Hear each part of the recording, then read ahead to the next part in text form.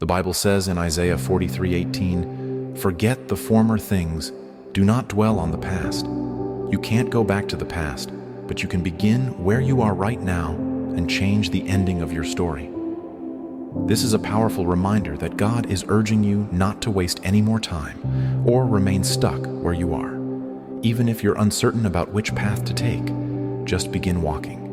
Take one step at a time, trusting that God will guide you. He will hold your hand through every twist and turn, and with each challenge you face, He is shaping you into a better person, more aligned with His will.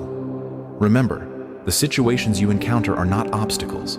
They are opportunities to grow in faith, wisdom, and strength. God's plan for you is bigger than you can imagine, and His timing is perfect. Always keep your trust in God's plan, no matter how uncertain or difficult the journey may seem. He is working behind the scenes, preparing a future full of hope and blessings.